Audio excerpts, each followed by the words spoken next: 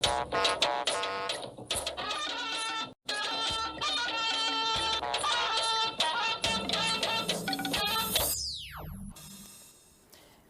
President Shetima voices support for Nigeria Press Council's drive to promote the nation's economic and tourism potentials. In fact, the quality of the job, the writings are so top-notch that we can embrace it as our national treasure. Nigeria leans towards Canada for modern mining technology and expertise as Solid Minerals Minister engages with Canadian High Commissioner. Aftermath of Nguru tragic boat mishap, NEDC and Yobe state governments provide life-saving equipment to riverine communities. That these items that are provided, they are properly trained and they are being properly utilized. Good evening and welcome to the Network News. I'm Lami Ali. Joining me from Lagos is Hingino John Adams. And standing by for the sports update is Bade Adeleye, who will deliver major highlights from the world of sports. Bade, what's making headlines tonight? Well, so many league matches to look forward to in Nigeria and other parts of the world. And of course, the path is clearer for teams competing in European competitions. And we have a comprehensive bulletin lined up for you, featuring in-depth reports, analyses, and updates from across the country and around the world. Remember, you can also watch this broadcast live on our website. nta.ng/live is the address, and on our social media platforms displayed on your screen. Now, let's get started. President Bola Tinubu has formally received a brief on the security situation in Bauchi State, which recently experienced some disturbances in a part of the state. Governor of Bauchi, Bala Mohammed, this Friday had an audience with President Bola Tinubu on the situation. He said he updated the president on the disturbing activities of bandits in Al-Aleri local government area of Bauchi State, which requires a timely attention.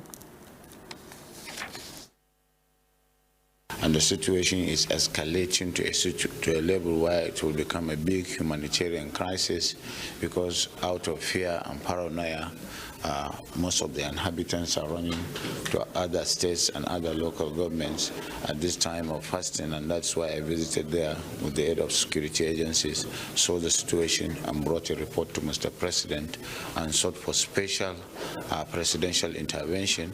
And we know him to be somebody that is very serious with security. On recent happenings in the political arena, particularly the wave of defection from the PDP to the ruling party, APC, Governor Mohammed acknowledges the freedom of state governors to move to any party of their choice. However, the governor maintains his stand to remain in the People's Democratic Party. PDP is still there. I thought, as my brother, you will give us kudos for what you have done in the FCT. At least you can see we are better than the big coalition that is everywhere. I don't want to mention their name because there are people I respect in that coalition. But PDP is a party that is everywhere. Certainly, we have challenges of perceptions, challenges of litigation, challenges of this and that, but it is so with every party.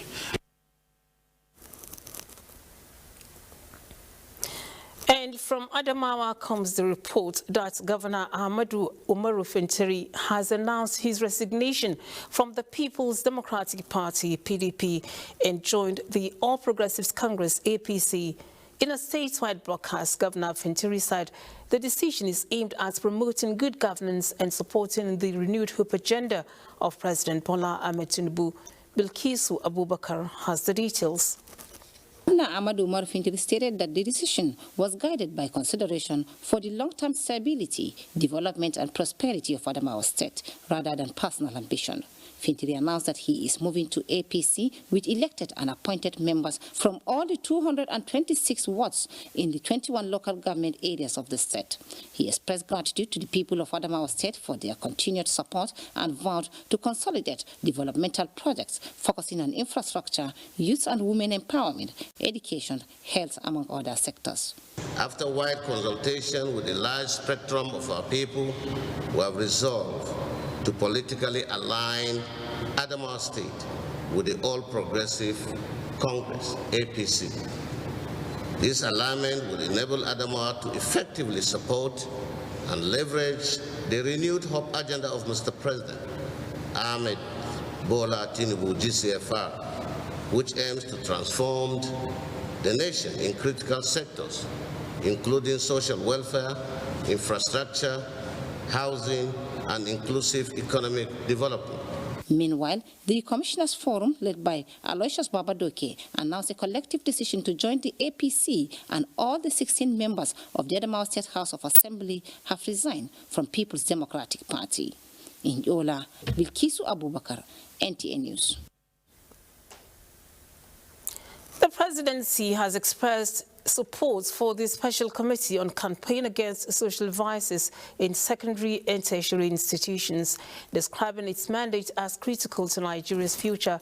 Chief of Staff to the President, Femi Gbajabiamila, gave the assurance during a meeting with members of the committee led by its chairman, Professor Jerry Ugokwe, at the State House, Abuja.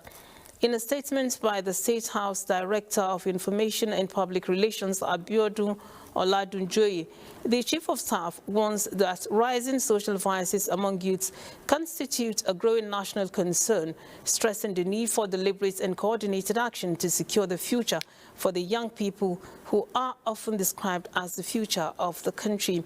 According to him, many of the federal government's ongoing reforms are targeted at the younger generation, cautioning that failure to properly guide and support youths could undermine the long-term gains of those reforms.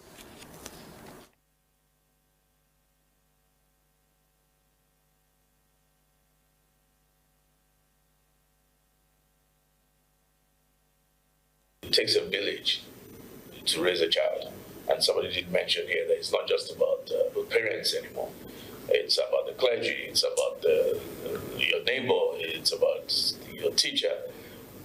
So we all stand in locus parentis for children, whether they're your immediate family or not. And this pandemic, we need to wage war against it. We cannot sit back and expect this country to grow or develop if you do not start from the foundation, which is the young ones.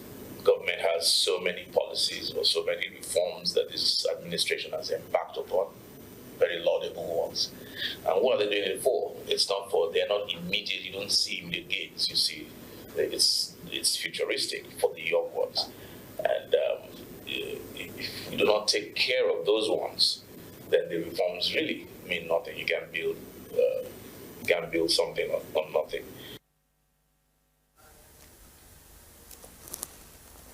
Now, the federal government has reaffirmed its commitment to education, describing it as one of the strongest pillars of the current administration.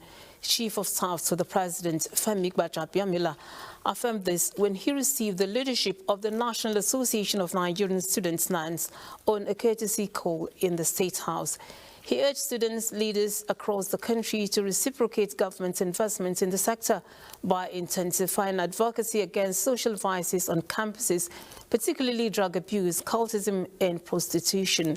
Gbajabiamila stressed that universities and colleges are not only centers of academic learning, but also institutions for character molding.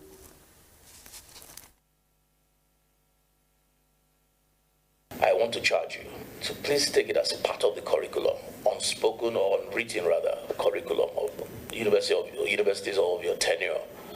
So make sure as you talk to students, as you talk to your colleagues regarding their academics and the politics, please place emphasis on morality, drug abuse, child prostitution, and the rest of it. You know the cultism, you know the issues.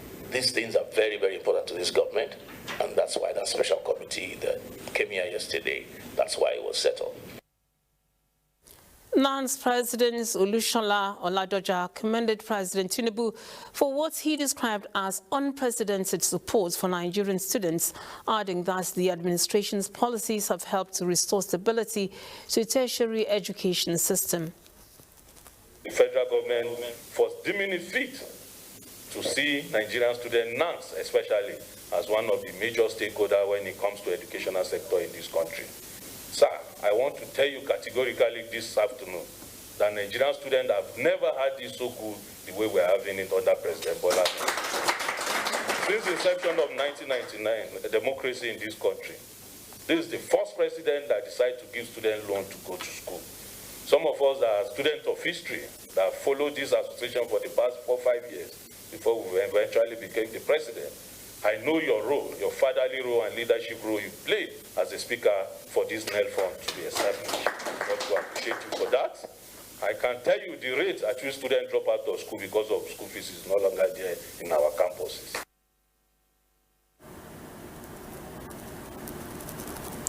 President Bola Tinubu has called for continued support of the National Assembly to achieve desired results in the fight against all forms of insecurity in parts of the country.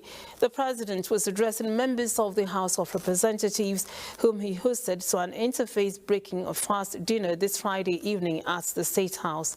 President Tinubu commended the Speaker for his leadership and the members for their commitments to the cause of Nigeria, particularly their support to the reforms embarked upon by his administration. The president believes such spirit of collaboration is much needed now to overcome the challenge of insecurity, as he reiterated the need for state police.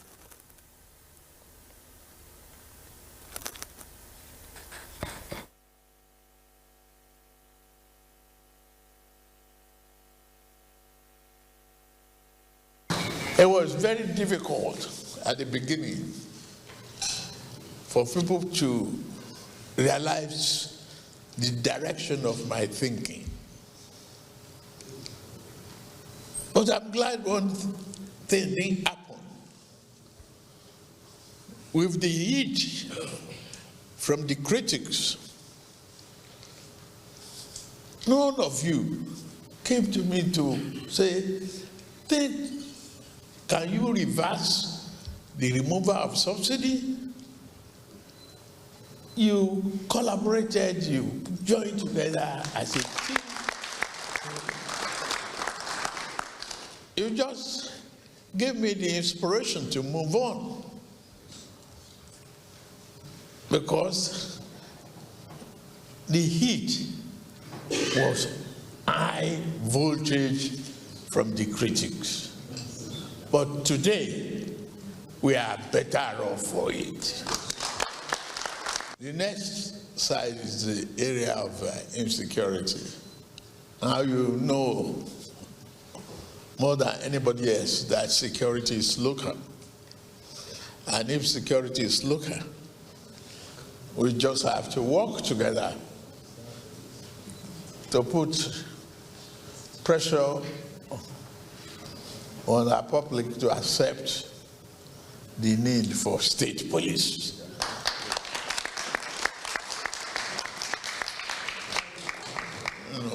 Amend it. Not a straight free fall for everybody. Tie it in a way that will not be abused like in the past. Speaker of the House of Representatives Tajuddin Abbas, who acknowledged the improvement in the nation's economy after the initial turbulent moment, expressed members' belief in the capacity and the direction of the president. Every member you see here, whether from the majority or from the minority, believe in what you are doing. Believe in the direction of this government. But by the grace of God, things have started flowing. But I believe we have not even started seeing the best of you. The best of you will come in the next mandate, 2027 to 2030. Vice President Kashim Shettima has pledged the federal government's support for the Nigeria Press Council's National Compendium on Economic and Tourism Potential across Nigeria. The Vice President stated this when he received a delegation from the Nigeria Press Council, led by its Executive Secretary and Chief Executive Officer, Dr. Dili Ezuga, on a courtesy visit to the Presidential Villa. State House correspondent Abdurrahman Jibrila reports. In fact, the quality of the job, the writings are so top-notch that we can embrace it as our national treasure. This is a national compendium titled Nigeria, documenting the economic and tourism profiles of the 36 states and the FCT, a welcome development with the sole aim of marketing Nigeria to the world. The publication is particularly significant for the tourism and creative economy sectors, as Nigeria's tourism assets, cultural heritage, and creative industries represent major drivers of economic diversification. Pledging presidential support for the Council's bid to get official national endorsement of the publication, it is currently working on. Vice President Kashim Shettima promised to appeal to governors of the 36 states of the Federation to key into the project. We need to get it work. And we need to rally around our leader, President Bola Ahmed Tinubu. It means well for the nation. Mark Twain said, courage is not the lack of fear, but the ability to act in spite of it. The courage he showed in taking far-reaching decisions. It's a humongous industry. Any other person can just kick the ball down the throat, let it go, let another fisherman handle it. So we have to give it to him. Our tag as a pile of tourism and a home of peace and hospitality, based on the endowment. Bauchi State Deputy Governor Muhammad Awal Jatau notes that if the document is approved, every state is likely to benefit based on its respective tourism potential. Every part of Nigeria has a very unique peculiarity about it, so it is very important for us to put all this together so that people coming into the country or using the compendium as a coffee table book or just using it as a resource to sort of capture and then, you know, take it outside the country, use it as a form of tourism. Great potential in this country, great soft potential for development, economic development. And what better way to do that than to document the economic, the cultural and artistic strength and the potentials in this country. So that gave birth to this book. The National Compendium being developed spotlights Nigeria's economic and tourism profiles and requires the federal government's strategic direction on the document for economic growth and national coordination. From the State House, Abdurrahman Jibrila, NTA News. Minister of Solid Minerals Development, Dele Alake, has underscored Nigeria's readiness to leverage Canada's advanced mining technology and expertise to strengthen ongoing reforms in the nation's mining industry. Speaking while receiving the Canadian High Commissioner to Nigeria, Pascal Salvaggio, in his office, Alake reaffirmed Nigeria's commitment to partnering with Canada to de-risk the mining environment, attract foreign direct investments, enhance capacity building for mining professionals, formalize and regulate artisanal mining, and promote technology transfer to support the rapid developments of the sector. Pleased with the efforts by the federal government in reforming the mining industry, the Canadian ambassador observes that Nigeria remains Canada's second-largest trading partner in Africa, noting significant potential to expand bilateral trade across key sectors, particularly mining. He also lauded the establishment of the Nigeria Solid Minerals Company, describing it as a strategic initiative capable of boosting investor confidence and catalyzing sectoral growth.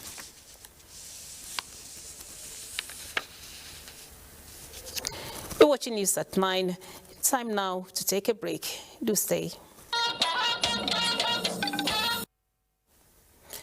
In a move towards strengthening civil-military synergy, the Permanent Secretary of the Ministry of Defense, Richard Filangwa, has paid a strategic working visit to the Chief of Army Staff, Lieutenant General Y.D. Shuaibu.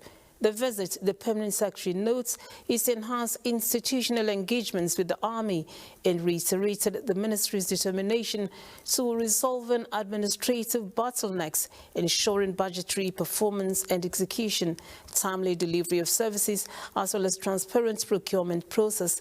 He also emphasized on welfare, human capital development, and the efforts of the ministry in engaging with Defense Industry Corporation of Nigeria, DICON, for more positive outcomes.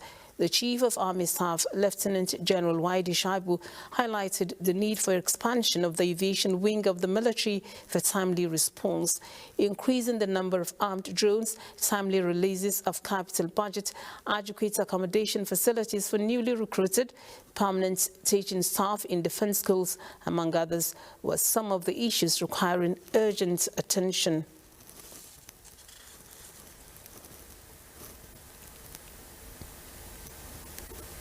Now, the Defense Headquarters has reassured Nigerians that the United States military support for Nigeria's counter-terrorism efforts comes at no cost. Addressing journalists at the February edition of the Defense Media Operations Briefing, the Director of Defense Media Operations, Major General Michael Onoja, says the ongoing joint military training and assistance by the United States is at no cost to Nigeria. He emphasized that Nigeria's territorial integrity and sovereignty remain fully intact.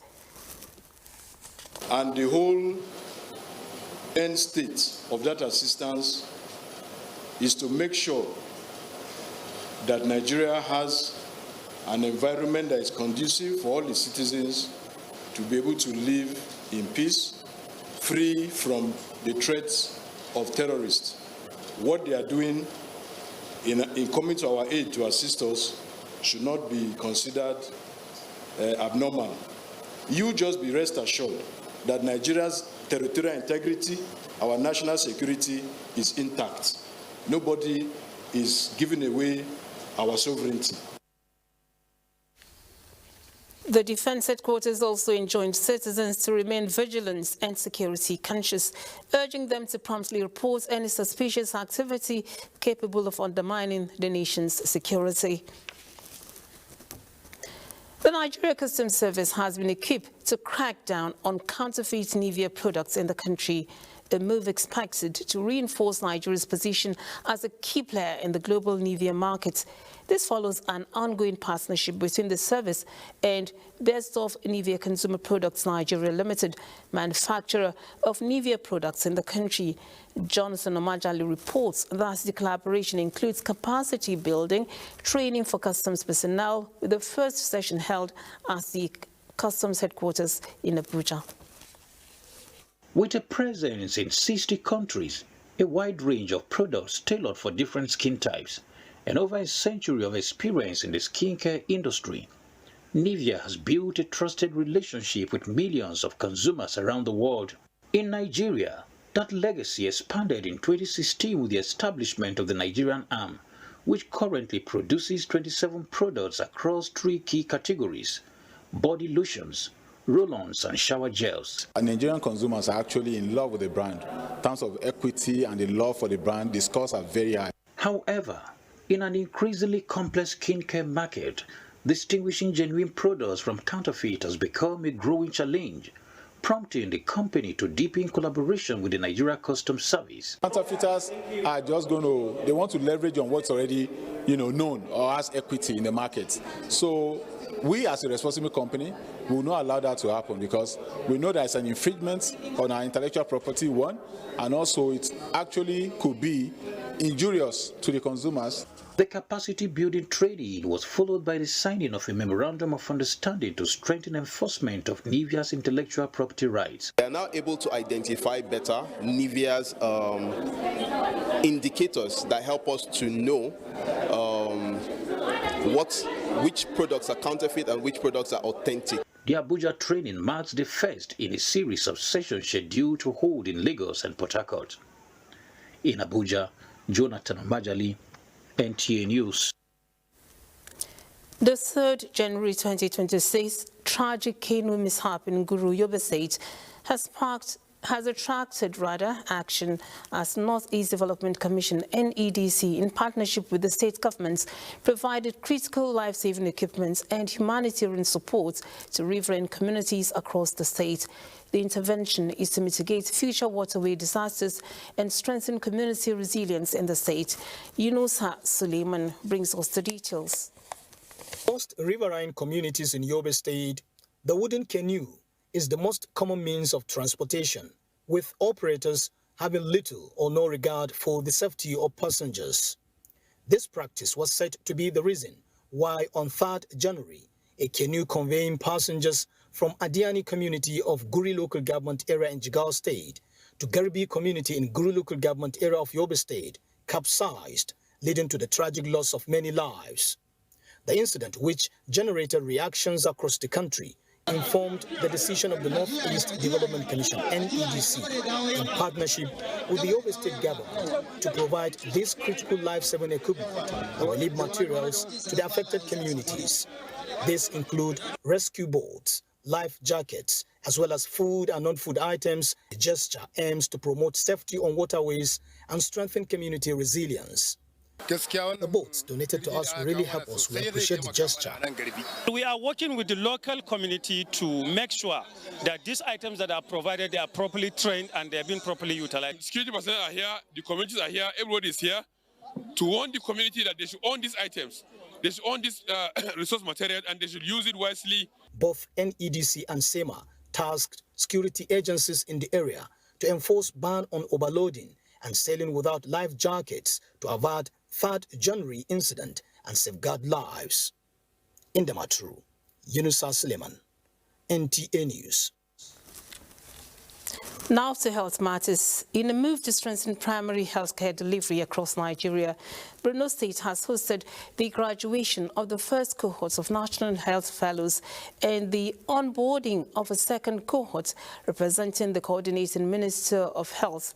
The Executive Director of National Primary Healthcare Development Agency as the event, Dr. Muyaino, described the initiative as key milestone on the President Tinubu's renewed hope agenda aimed at boosting leadership, accountability and service delivery as the grassroots.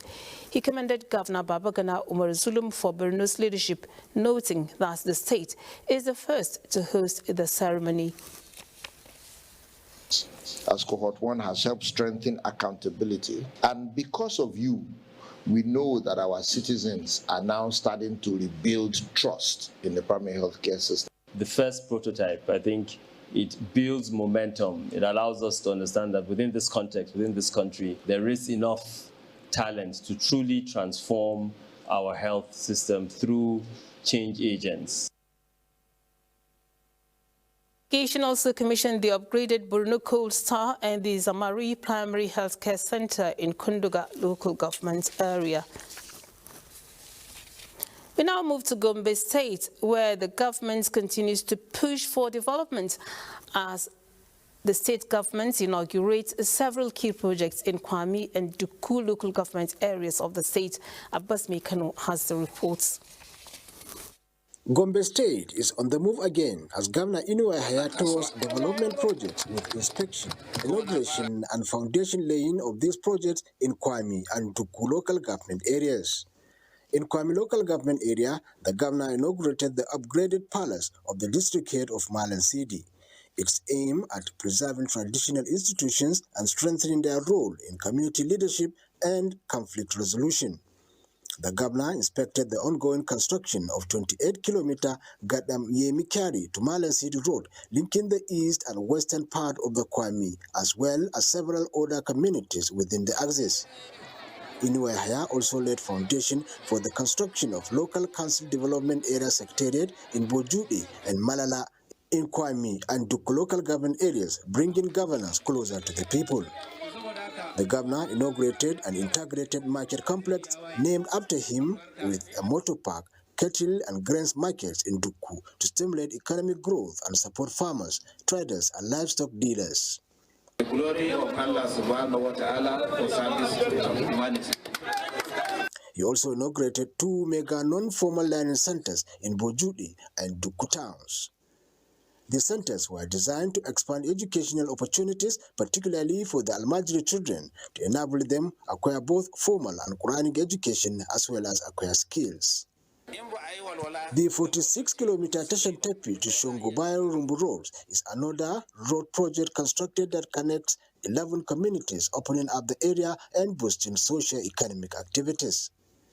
The traditional leaders of all the areas visited appreciate the state government for the provision of the facilities it promised the people of the 2 local government areas. In Gombe, Abbas Mekano, NTA News. Borno State Governor Professor Babagana Umar Zulum has reaffirmed his administration's commitments to addressing the remaining security challenges in the state and ensuring the timely completion of ongoing projects across the 3 senatorial districts. The governor made the pledge during the first regular State Executive Council meeting for 2026 held at the council chamber of the Government House, Maiduguri. Umar Jimbarima reports. Though relative peace has returned to many communities amid the ongoing resettlement drive in Borno State, Governor Zulum's administration remains resolute in strengthening security across all parts of the state. Addressing cabinet members and top government officials at the State Executive Council meeting, Governor Zulum declared that the 2026 would be a year of consolidation and also disclosed plans to strengthen the social protection system. I want to express my sincere appreciation at the bottom of my heart to all the members for all the great works that they have been doing, because we started the journey together. We have been doing well, and I believe we shall end well. Beyond security, the governor said the state government will intensify efforts toward the resettlement of internally displaced persons with a focus on medium and long-term durable solutions to support sustainable recovery.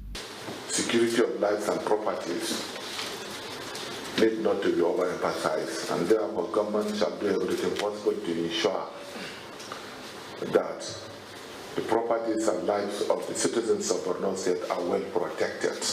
According to him, while the government will continue to provide critical infrastructure and basic amenities, expanding social protection programs is essential to improving the well-being of citizens and securing a better future for Borno State.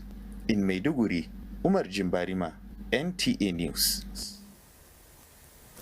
Network News continues in Lagos with Hingino John Adams.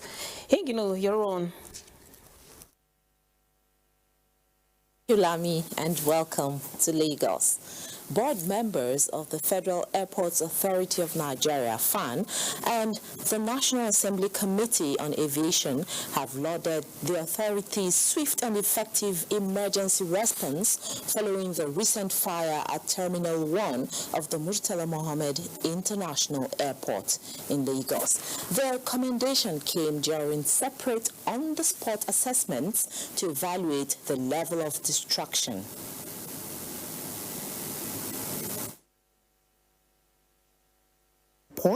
The FAN board members wasted no time heading straight to the site of the inferno to begin their assessment. They witnessed firsthand the extent of the damage. Chairman of the board expressed deep regret over the destruction of critical equipment, but highlighted the power of synergy that was exhibited during the incident. No death has been recorded anyway, and I think the situation is under control. That shows the dexterity of the MD and her team. As they toured the wreckage, members of the National Assembly Committee on Aviation said they await outcome of investigation into the cause of the fire. They set up a committee and there is security investigators that they will come and tell us what really happened. You don't give report in a situation where investigation is going on. For the MD, we say kudos to her. She has done very well within 3 hours. Everything is back on track. The RGM is working very closely, but I am certain that in the next couple of days it will be ready. Beyond the ruins of Terminal 1, both delegations scrutinized the ongoing work at the temporary terminal, giving thumbs up for both quality and pace of work. Now, away from aviation, Governor Babajide Sanwo-Olu of Lagos State has called on the boy child to embrace discipline, responsibility, and leadership, urging them to reorientate themselves as ambassadors of positive societal change. The governor gave the charge at the Lagos Boy Child Initiative residential workshop themed Reorientating the Boy Child to Become an Ambassador, held at the St. Gregory's College, Lagos. Joy Ken Abakwea reports. For 4 days, these boys from 60 schools across Lagos State lived and learned together, building leadership skills, discipline, and teamwork while shaping their hopes for the future. Addressing the boys, Governor Babajide Sanwo-Olu reminded them that society needs young men of character and integrity, noting that true strength lies in discipline and the courage to make the right choices, even under pressure. The governor also cautioned against substance abuse and unhealthy social media habits, urging them to stay focused on their studies and long-term goals. The opportunity that this is giving to you is for you to become a better citizen tomorrow, to become a better grown adult, an adult that your parents will be proud of, your school will be proud of. Wife of the governor, Dr. Abuja Sanwo-Olu, urged the participants to practice the values they have been taught, expressing confidence that many would grow into leaders in different sectors. The knowledge, values, and experience you are gaining here are powerful tools that will guide you throughout your lives. Also present to support and motivate the boys were Nollywood actor Lateef Adedimeji and gospel singer Gaze Baba. Initiative, which began 4 years ago with fewer than 150 participants, have continued to expand, giving the boy child renewed attention. In Lagos, Joy Ken Abakwea, NTA News.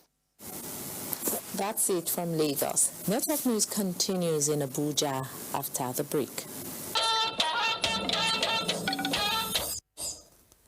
Thank you for staying. Operatives of the Department of State Services, DSS, have arrested Shafi'u Usman, alleged mastermind of the December 14th, 2025 attack on Ekwe Church in Ayeturu, Kogi State, where over 20 worshippers were kidnapped. Security sources disclosed that Usman was apprehended at a hideout in Gombe State. During interrogation, he confessed to orchestrating the church attack and other kidnappings in Niger, Kwara, and Kogi State, revealing collaboration with notorious bandit Ibrahim Dange Batijo, who supplied him with arms. The suspect remains in DSS custody, awaiting arraignment. Now we go to the National Assembly, where Senate is working on a legislation towards establishing an independent agency that would be vested with the responsibility of managing and disposing forfeited assets. The Senate Committee on Judiciary hosted stakeholders at a public hearing for inputs as it amends the Proceeds of Crime Recovery and Management Act. Here is the report. Proceeds of Crime Recovery and Management Act. The legislative framework is meant to enhance Nigeria's fight against corruption. The chairman of the Senate Committee on Judiciary, Human Rights and Legal Matters, Senator Ayodele Adebwemiri, SAN, explains that under the current act in operation, 18 government agencies were assigned the responsibility of recovery and management of assets acquired by unlawful activities, and this makes accountability a difficult task. The committee says, in view of the increasing number of assets recovered, establishing an automated assets management system for tracking from seizure to disposal is necessary. As we proceed, let us remember that laws are promises that crime will not be rewarded, that rights will be protected, that judgments will matter, and that justice in Nigeria will be both principled and practical. The Attorney General of the Federation and Minister of Justice, Lateef Fagbemi, SEN, said the bill is a timely intervention in the management of recovered assets, but the EFCC shares a different line of thought. I am of the firm view that this legislative reform will eliminate fragmentation and strengthen accountability. Centralization also reduces duplication, administrative overhead, and delays while ensuring better preservation of assets. Recoveries management the recoveries are not done in isolation. They are things done from investigation carried out in relation to a crime. Our position is that a centralized body at this point in time in this country is not what we need. The hearing also featured collation of inputs on the Sheriff's and Civil Process Act Amendment Bill, which seeks enforcement of court judgments. From the National Assembly, Lami. Sports news and more after the break. Just stay.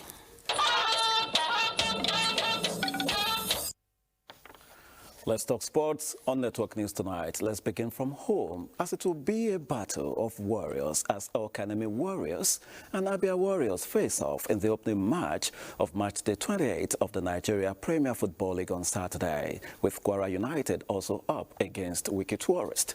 7 more matches are scheduled for Sunday, with the last game of the match day coming up on Monday. In the English Premier League, Wolverhampton Wanderers are currently up against Aston Villa, with 5 more matches scheduled for Saturday as Newcastle United and Everton face off in a match that will be live on NTA. Liverpool take on West Ham United, while Manchester City are up against Leeds United. Manchester United host Crystal Palace on Sunday as Arsenal and Chelsea trade tackles in the marquee fixture of the weekend.